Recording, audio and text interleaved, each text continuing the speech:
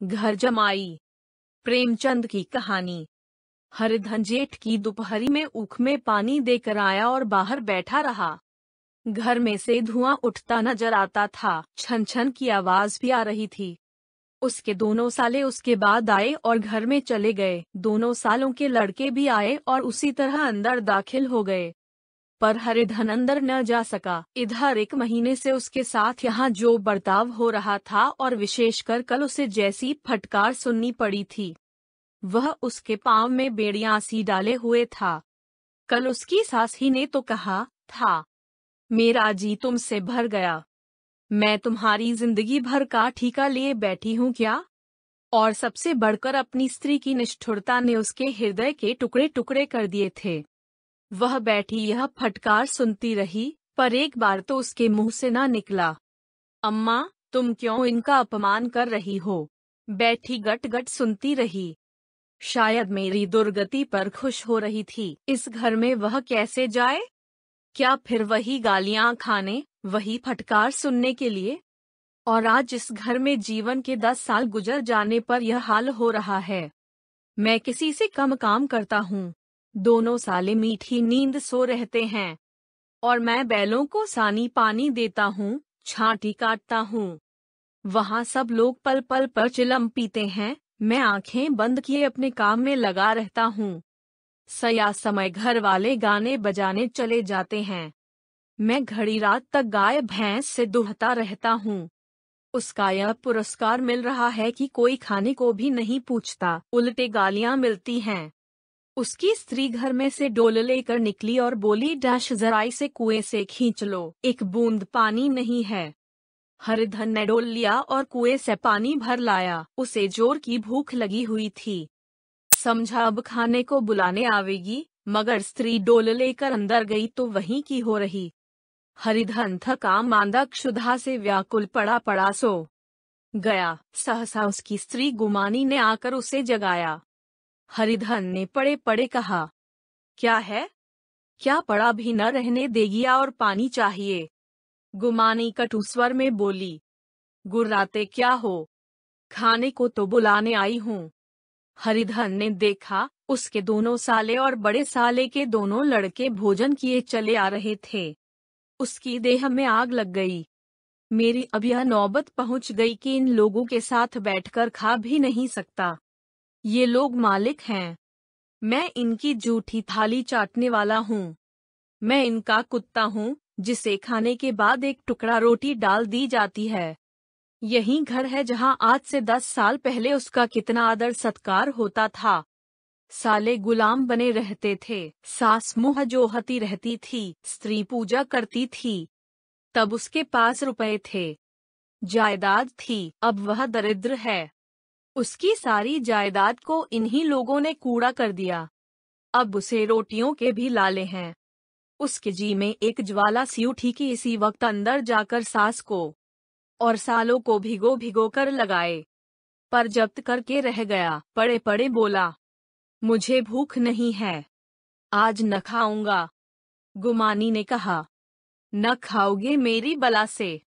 हाँ नहीं तो खाओगे, तुम्हारे ही पेट में जाएगा, कुछ मेरे पेट में थोड़े ही चला जाएगा। हरिधन का क्रोध आंसू बन गया। यह मेरी स्त्री है, जिसके लिए मैंने अपना सर्वस्व मिट्टी में मिला दिया।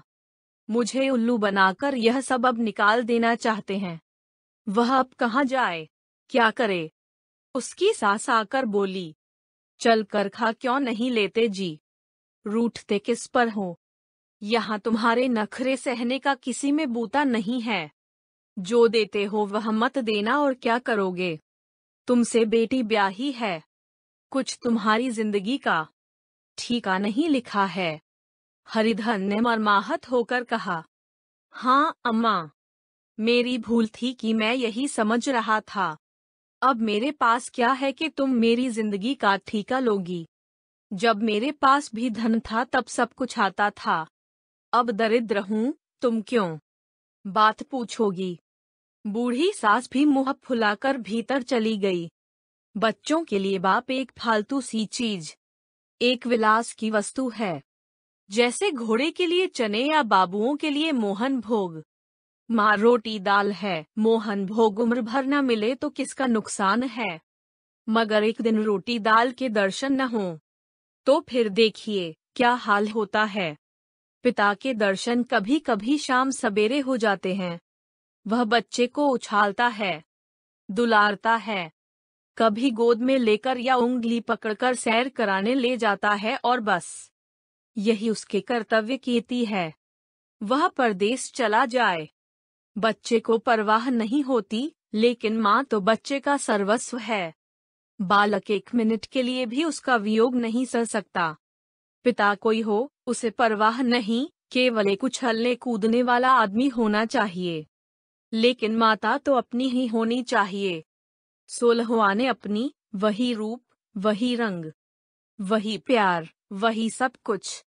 वह अगर नहीं है तो बालक के जीवन का स्रोत मानो सूख जाता है। फिर वह शिव का नंदी है, जिस पर फूल या जल चढ़ाना लाजमी नहीं, अख्तियारी है। हरिधन की माता का आज 10 साल हुए देहांत हो गया था। उस वक्त उसका विवाह हो चुका था। वह 16 साल का कुमार था।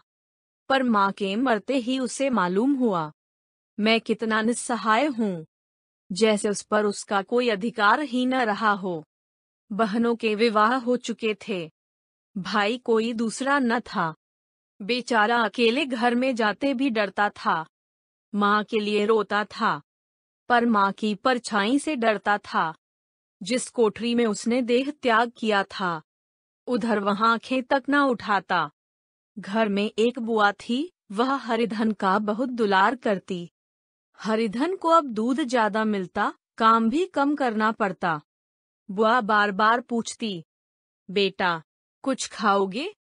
बाप भी अब उसे ज्यादा प्यार करता। उसके लिए अलग एक गाय मंगवा दी। कभी कभी उसे कुछ पैसे दे देता कि जैसे चाहे खर्च करे। पर इन मरहमों से वह घाव न पूरा होता था, जिसने उसकी आत्मा को आहत कर दिया था। यह दुलार और प्यार उसे बार बार माँ की याद दिलाता।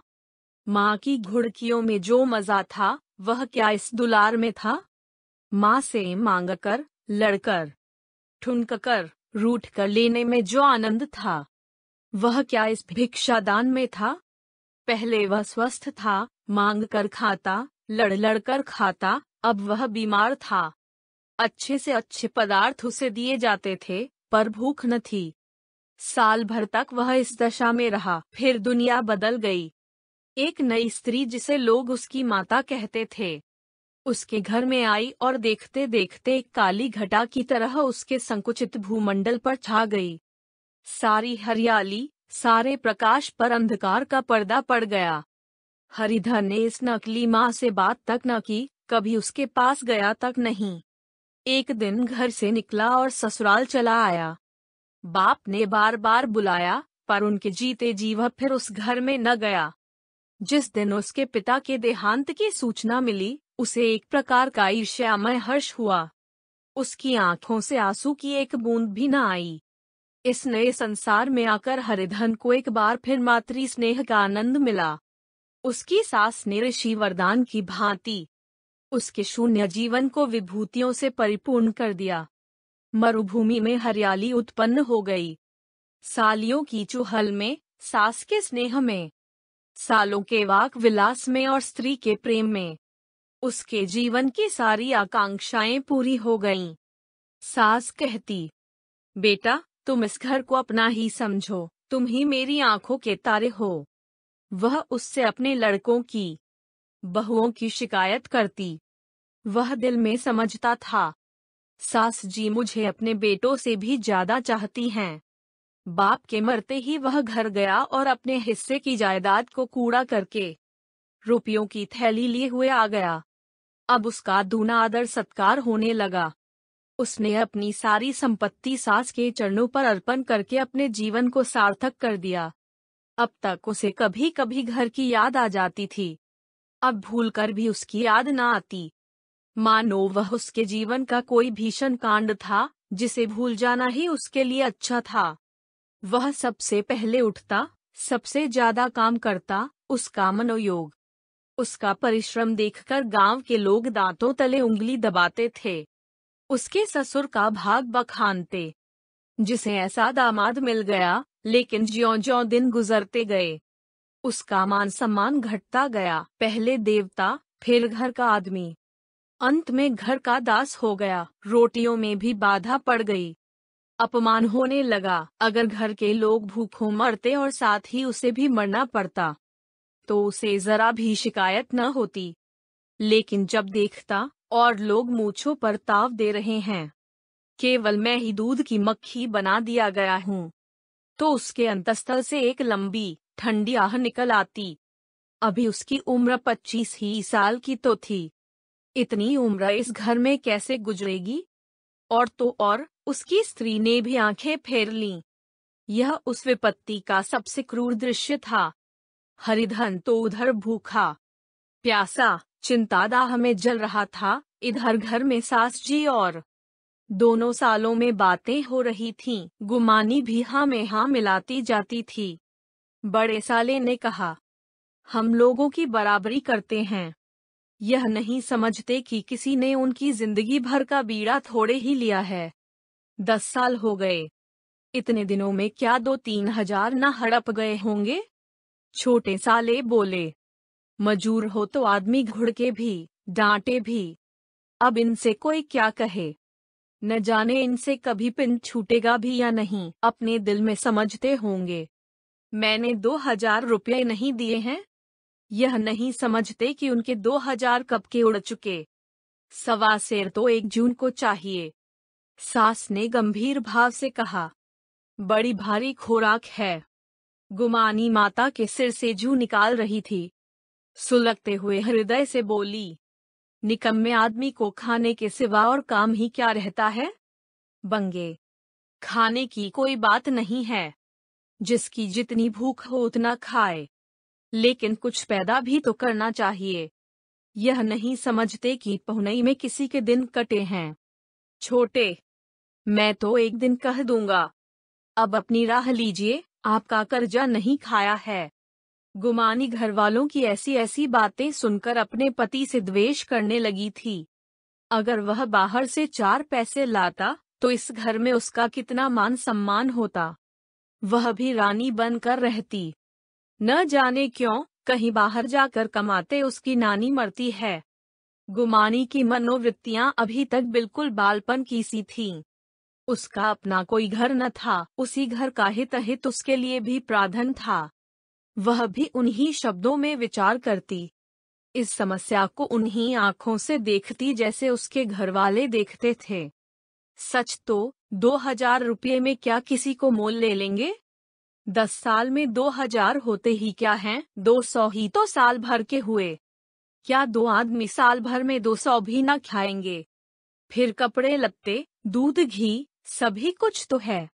10 साल हो गए, एक पीतल का छल्ला नहीं बना। घर से निकलते तो जैसे इनके प्राण निकलते हैं। जानते हैं जैसे पहले पूजा होती थी वैसे ही जन्म भर होती रहेगी। यह नहीं सोचते कि पहले और बात थी, अब और बात है। बहू तो पहले ससुराल जाती है तो उसका कितना महात्म होता है। उसके डोली से उतरते ही बाजे बजते हैं। गांव मोहल्ले की औरतें उसका मुंह देखने आती हैं और रुपये देती हैं। महीनों से घर भर से अच्छा खाने को मिलता है, अच्छा पहनने को, कोई काम नहीं लिया जाता। लेकिन 6 महीनों के बाद कोई उसकी बात भी नहीं पूछता।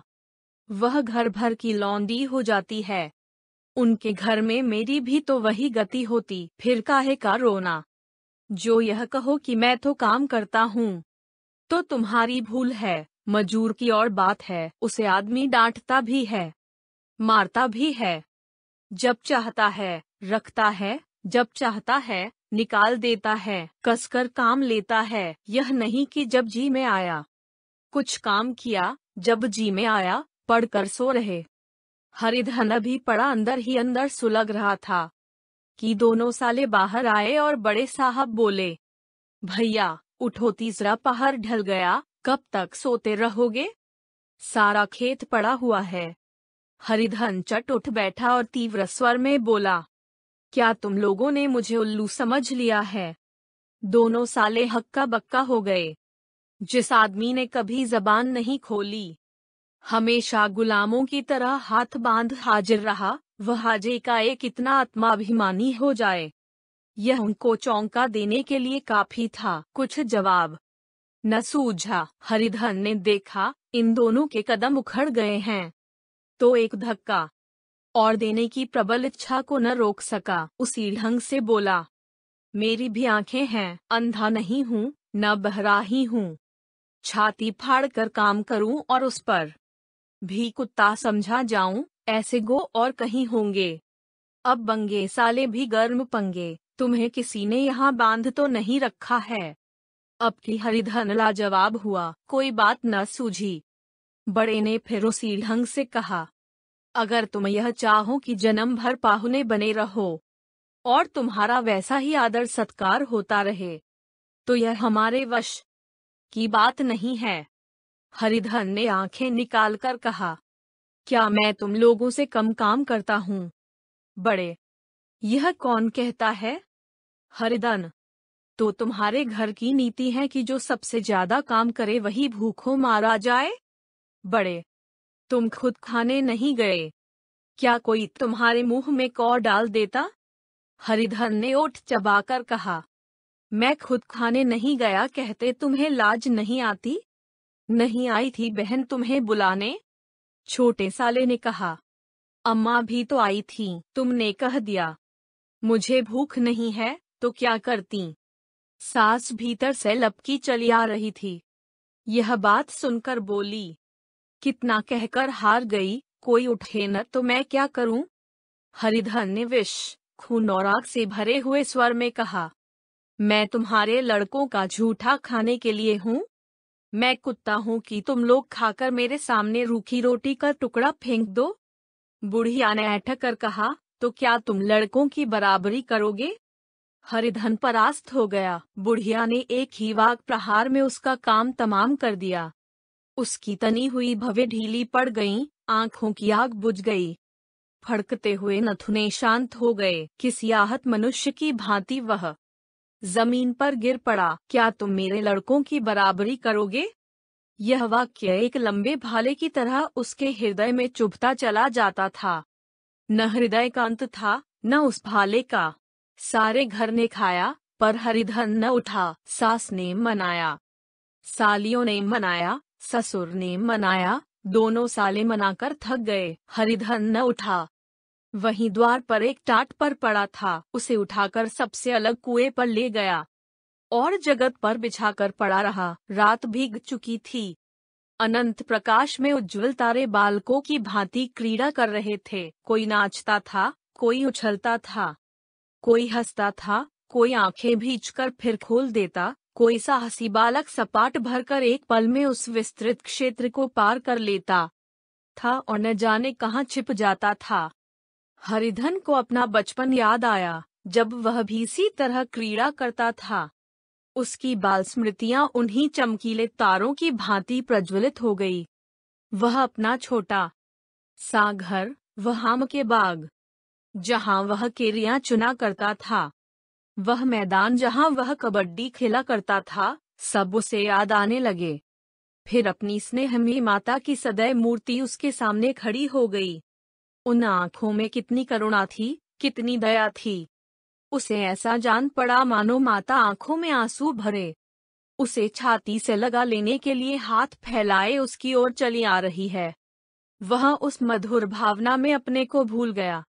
ऐसा जान पड़ा मानो माता ने उसे छाती से लगा लिया है और उसके सिर पर हाथ फेर रही है।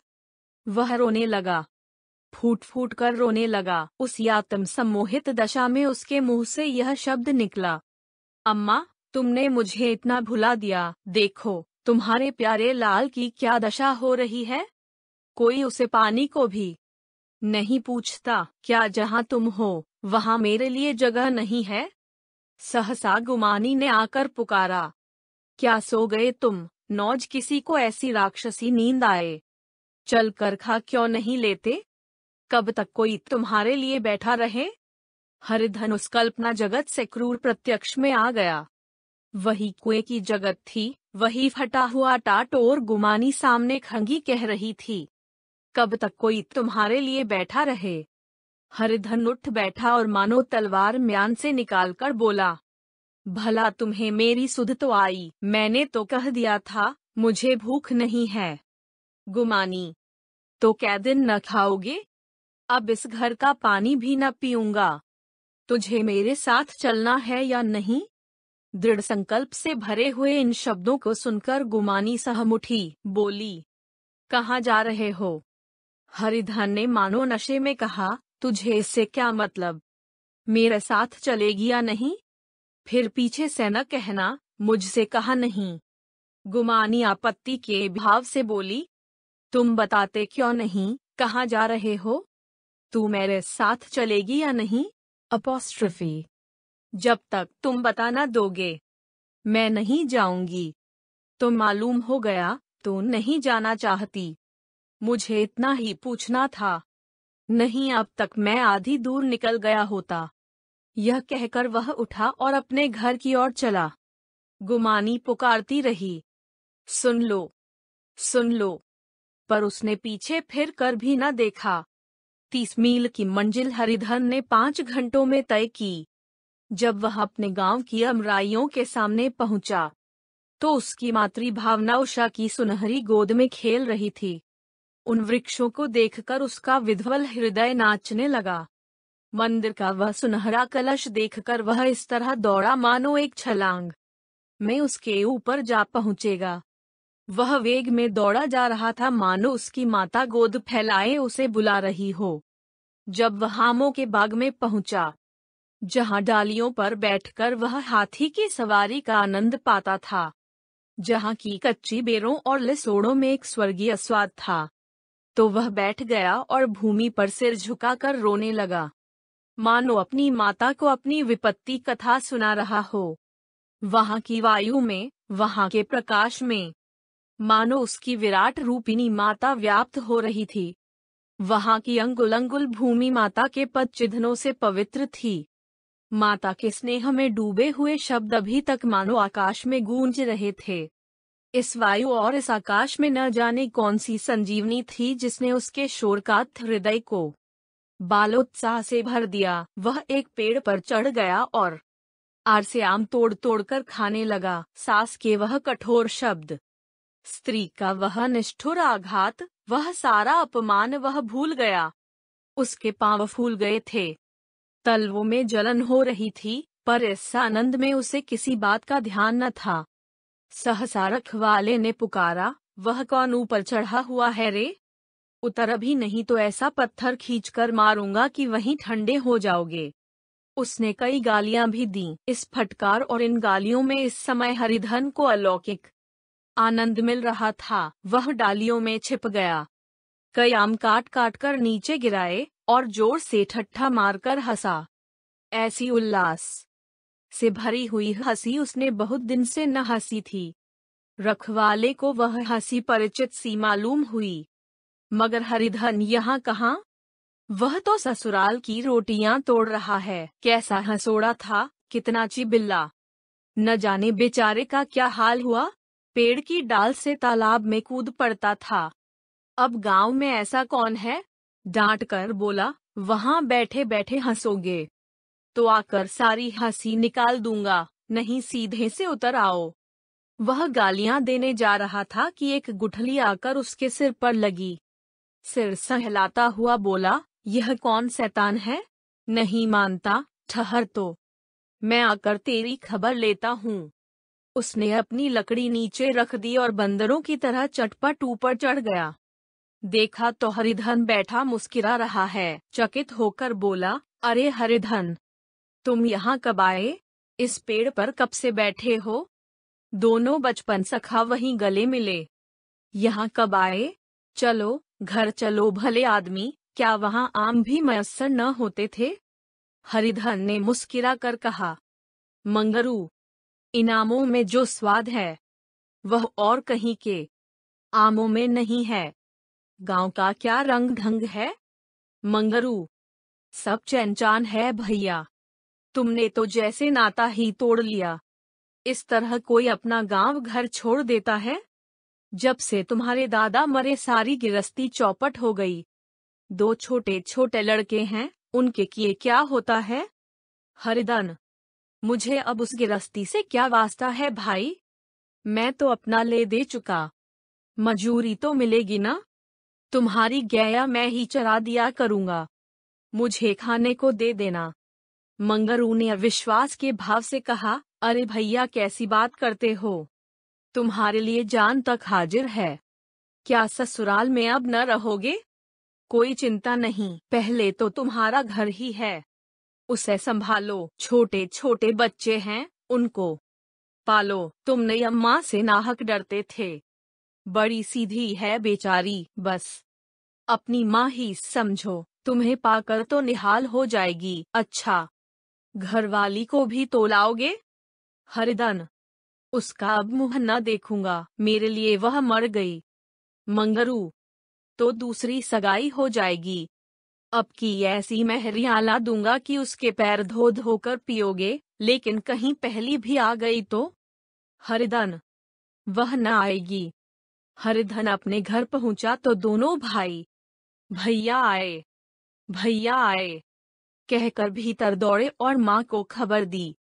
उस घर में कदम रखते ही हरिधन को ऐसी शांत महिमा का अनुभव हुआ मानो वह अपनी माँ की गोद में बैठा हुआ है। इतने दिनों ठोकरें खाने से उसका हृदय कोमल हो गया था। जहाँ पहले अभिमान था, आग्रह था, हेकड़ी थी, वहाँ अब निराशा थी, पराजय थी और याचना थी। बीमारी का जोर कम हो चला था। अब उस पर मामूली दवा भी असर कर सकती थी। किले की दीवारें छिड़ चुकी थीं। अब उसमें घुस जाना असह्य न था। वही घर जिससे वह एक दिन विरक्त हो गया था, अब गोद फैलाए उसे आश्रय देने को तैयार था। हरिधन का निर्वलंबन मन यह आश्रय पाकर मानो तृप्त हो गया। शाम को विमाता ने कहा, बेटा तुम घर आ गए, हमारे धन भाग। अब इन बच्चों को पालो, माँ का नाता न सही, बाप का नाता तो है ही। मुझे एक रोटी दे देना, खाकर एक कोने में पड़ी रहूंगी। तुम्हारी अम्मा से मेरा बहन का नाता है, उस नाते से भी तो तुम मेरे लड़के होते हो। हरिधन की मातृविह्वल आंखों को विमाता के रूप में अपनी माता के दर्शन हुए। घर के एक एक कोने में मातृ स्मृतियों की छटा चांदनी की भांति छिटकी हुई थी। विमाता का प्रौढ़ मुखमंडल भी उसी छटा से रंजित था। दूसरे दिन हरिधन फिर कंधे पर हल रखकर खेत को चला। उसके मुख पर उल्लास था और आंखों में गर्व। वह अब किसी का आश्रित नहीं, आश्रयदाता था, किसी के द्वार का भिक्षुक नहीं, घर का रक्षक था। एक दिन उसने सुना, गुमानी ने दूसरा घर कर लिया। माँ से बोला, तुमने सुना काकी, गुमानी ने घर कर लिया। काकी ने कहा, घर क्या कर लेगी, ठट्ठा है? बिरादरी में ऐसा अंधेर? पंचायत नहीं, अदालत तो है। हरिधन ने कहा, नहीं काकी, बहुत अच्छा हुआ, ला महावीर जी को लड्डू चढ़ाऊं। मैं तो डर रहा था कहीं मेरे गले ना आ पड़े। भगवान ने मेरी सुन ली। मैं वहां से यही ठान कर चला था, अब उसका मुंह न देखूंगा। कहानी का अंत। धन्यवाद।